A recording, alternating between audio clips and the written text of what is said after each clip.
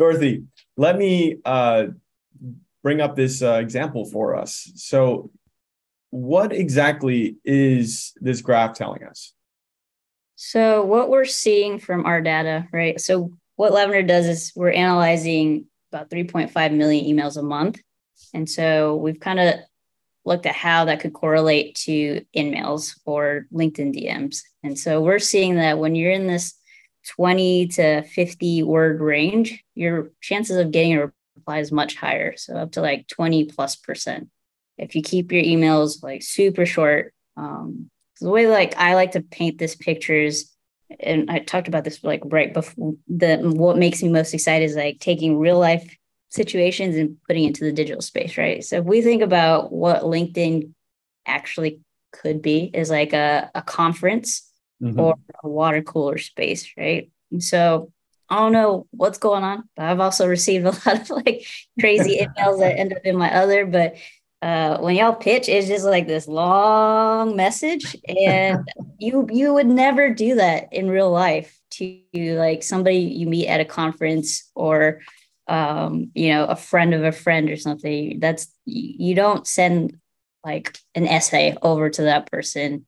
You kind of it's really you make this observation about the landscape or that conversation. You're like, hey, look, I noticed you might be interested in this. Could we like continue this conversation elsewhere, something like that. But like, it's really funny how we completely throw like regular social cues out the door in the digital space. And we also like make I don't know if we're getting like bombarded by like marketing fluff in our head, or we're being taught like really big words around our product. But when you're writing these messages, most people are writing at like a 10th grade level, and they're using really large words to sound smart when you would never say that to a friend or another person, And so keeping around that 5th grade reading level actually increases reply rates by about 50%.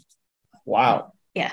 Be a human is all I got to say there. Be a human. And if you guys want to learn more about this, we actually have the article where this graph came from that goes into more details to why you should keep your messages short and gives you just some statistics that you guys can look at. I'm going to go ahead and drop it in the chat, so be sure to check that out.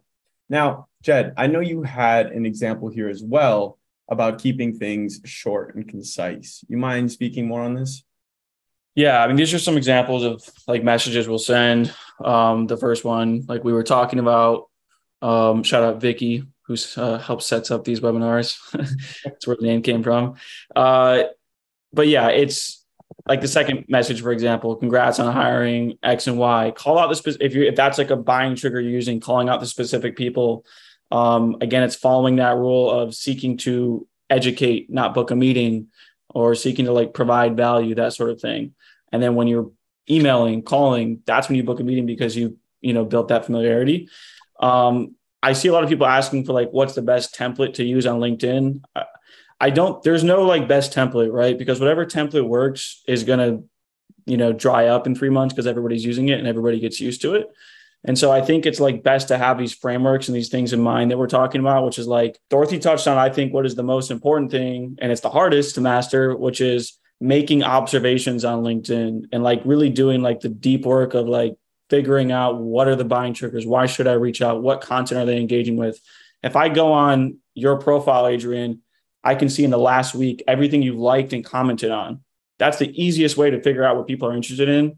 You can go to their account, click activity, see what they've liked, commented on. You can get a pretty good idea of what they're interested in and then use that to make an observation. So there's no one template that I specifically use, but I just follow these rules of seeking to educate, write like I'm texting, to Dorothy's point, using observations, that sort of thing. That's what's going to kind of get you results on LinkedIn.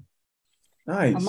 I might play a little devil's advocate and say that educating too hard, because I feel like some people might take that the wrong way. It's like being too informative in their tones really hurt their chances of getting a reply. Like we've seen that using unsure tones actually increases your reply rates, right? Like you said, you're making an observation of like likes and comments. So you could say something like, hey, looks like you've been really engaging with content around email personalization, and then ask a question around that, or whatever it is your subject is that you sell.